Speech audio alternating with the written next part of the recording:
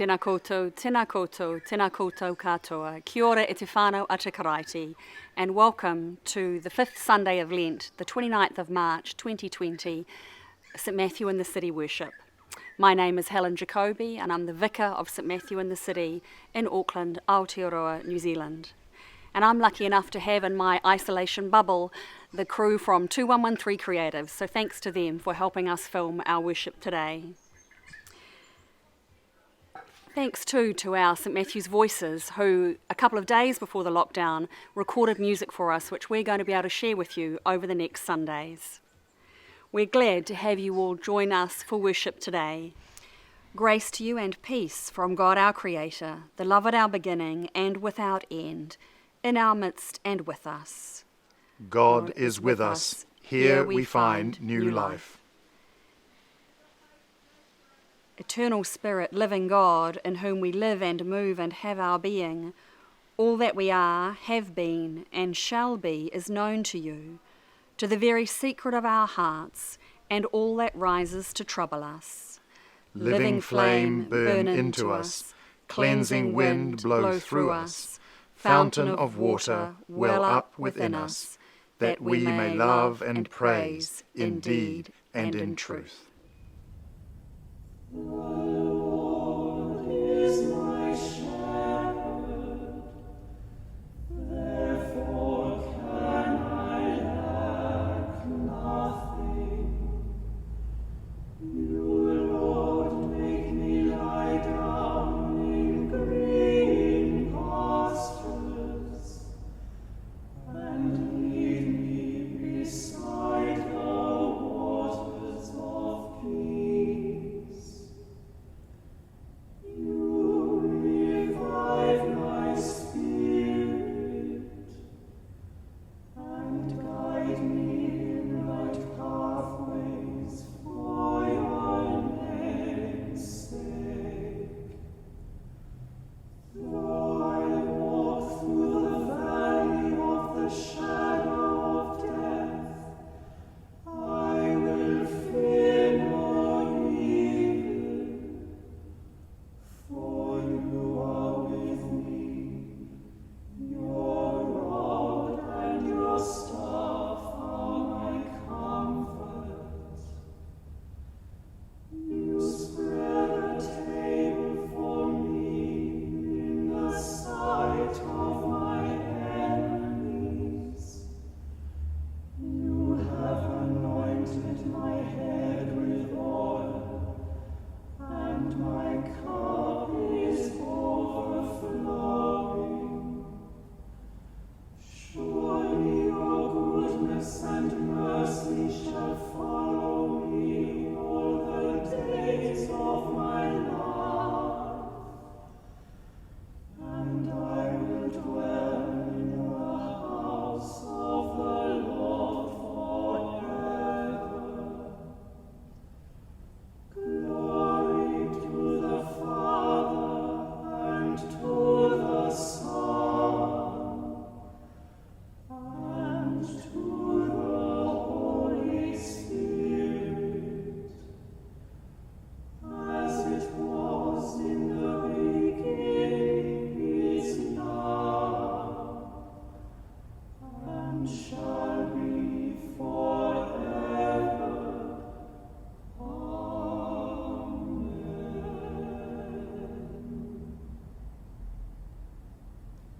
Hear the Gospel of Christ according to St John. Be a lamp to my feet. Jesus arrived in Bethany, and he found that Lazarus had already been in the tomb 4 days. When Martha, the sister of Lazarus, heard that Jesus was coming, she went and met him, while Mary stayed at home. Martha said to Jesus, Lord, if you had been here, my brother would not have died. But even now I know that God will give you whatever you ask of him. Jesus said to her, Your brother will rise again. I know that he will rise again in the resurrection on the last day. I am the resurrection and the life. Those who believe in me, even though they die, will live. And everyone who lives and believes in me will never die. Do you believe this? Yes, Lord, I believe that you are the Messiah, the Son of God, the one coming into the world." When she had said this, she went back and called her sister Mary and told her privately. "The teacher is here and is calling for you." And when she heard it, Mary got up quickly and went to him. Now Jesus had not yet come to the village, but was still at the place where Martha had met him. When the friends who were with her in the house consoling her saw Mary get up quickly and go out, they followed her, because they thought she was going to the tomb to weep there. When Mary came to where Jesus was and saw him, she knelt at his feet and said to him, "Lord, if you had been here, my brother would not have died." And when Jesus saw her weeping and those who came with her also weeping, he was greatly disturbed in spirit and deeply moved, and he said, "Where have you laid him?" And they said to him, "Lord, come and see." Jesus wept. So the people said, "See how he loved him." But some of them said, "Could not he who opened the eyes of the blind man have kept this man from dying?" Then Jesus, again greatly disturbed, came to the tomb. It was a cave, and a stone was lying against it. Jesus said, "Take away the stone." Martha, the sister of the dead man, said to him, "Lord, already there is a stench because he has been dead 4 days." Did I not tell you that if you believed, you would see the glory of God? So they took away the stone. And Jesus looked upward and said, Father, I thank you for having heard me. I knew that you always hear me, but I've said this for the sake of the crowd standing here, so that they may believe that you sent me. When he had said this, he cried with a loud voice, "Lazarus, come out!" The dead man came out, his hands and his feet bound with strips of cloth, and his face wrapped in a cloth. And Jesus said to them, "Unbind him, let him go." Many of those, therefore, who had come with Mary and had seen what Jesus did, believed in him. This is the gospel of Christ. Be a light for my path.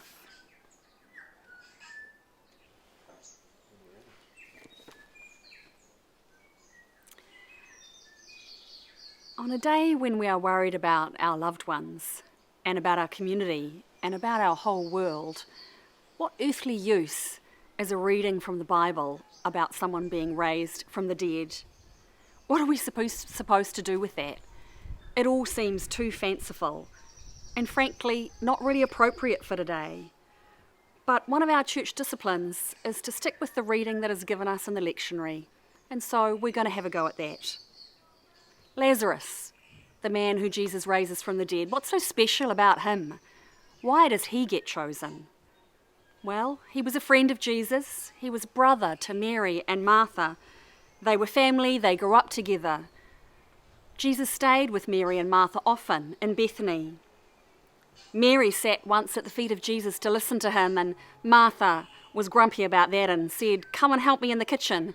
But Jesus was happy for Mary to carry on sitting at his feet and listening to him, which was normally only done by the men. So Lazarus is ill, and Jesus is called to Bethany to help them. But by the time he gets there, Lazarus has died. Mary and Martha are both angry. If you had been here, they both say, our brother would not have died. And Jesus weeps. We're told he's disturbed in spirit. What does that mean? Well, it means he weeps, he sobs, he's overcome with emotion. It's Jesus at his most human. And then he goes to the tomb of Lazarus and tells them to roll away the stone. And Martha, who's the ever-practical one, says, don't you think it might be a bit smelly? But they do what they're told. And Jesus says, Lazarus, come out. And the crowd, well, what do? Of course, they gasp. They don't know what's going on. Maybe they scoff. And Lazarus comes out. And he's wrapped up like an Egyptian mummy in the grave clothes. And Jesus says, unbind him, and let him go. Unbind him and let him go. So why does John the Gospel writer give us this story? Well, there's the tomb. There's a stone that has to be rolled away. Days have passed. There are grave clothes left behind, and the women are there. So it's very much like the resurrection story of Jesus himself. So is that what it's about?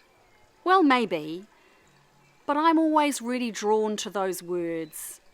Unbind him. Unbind him and let him go. What is it that binds us today? What is it that binds you? What are the grave clothes that are holding us down and holding us back? Well, I'm pretty sure today it's fear and anxiety, frustration and disappointment at lives cancelled and on hold, all those fun things we had planned in the next few months. It'll also be fatigue and worry about jobs and finances and our futures. I think we're getting pretty bound up and being addicted to the news feeds. Some of us by now will be starting to have boredom and cabin fever. We're worried about family members, and if you're an essential services person serving the rest of us, you're worried about bringing home the virus. These are all heavy burdens that we're carrying, and we're at risk of getting bound tight in that worry and in that fear. But even now in the midst of these very real concerns and worries, Jesus calls to us from John's Gospel and says, "Get up out of the tomb and walk out." And we hold out our arms, and he unwinds the wrappings, unbinds those grave cloths, and sets us free. And that's because we can still claim life every day. We can claim life in the face of death, and we can claim life because Jesus has been there before us. Lazarus and Martha and Mary have been there before us. They wept with Jesus. It wasn't a game, it was real. They wept and they suffered and they knew pain and sorrow.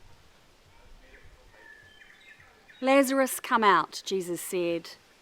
"Unbind him and let him go." Can we hear those words for us and know that they are spoken for us? Can we embrace our limited lockdown life with confidence, knowing that God is with us and loves us and weeps with us? Even if the worst were to happen and we were to lose a loved one, Jesus weeps with us, and his love carries on beyond the grave. There's a Teze chant that we've been singing during Lent at St. Matthew's.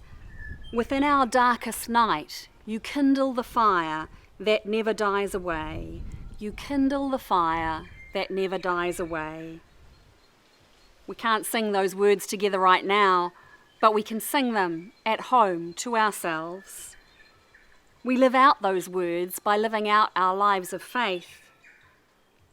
We protest and we lament and we say to God, this virus is terrible. It's sweeping our world and it's so wrong, but we believe in God anyway. And we walk free from the tomb of death every day. So hear Jesus calling you out. Unbind him and let him go. Unbind her and let her go. These words are spoken for all of us.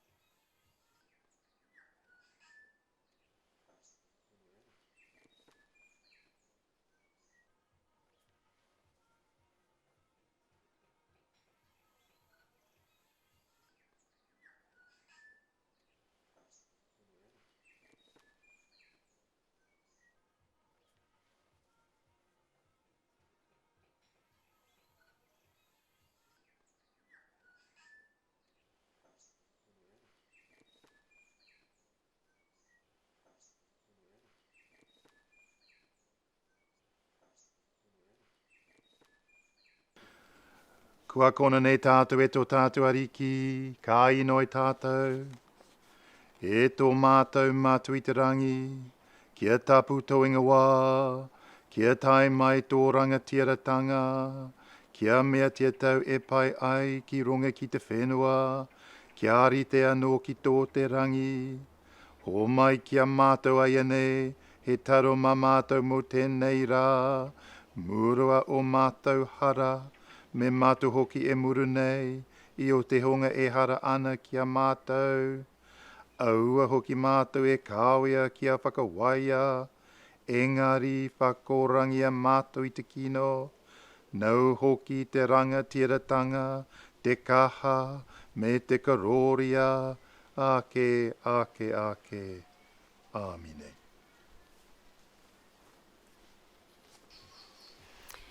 And so as we finish our worship today, can I offer this blessing?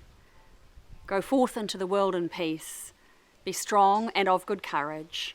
Hold fast to that which is good, loving and serving God with singleness of heart and rejoicing in the power of the Spirit.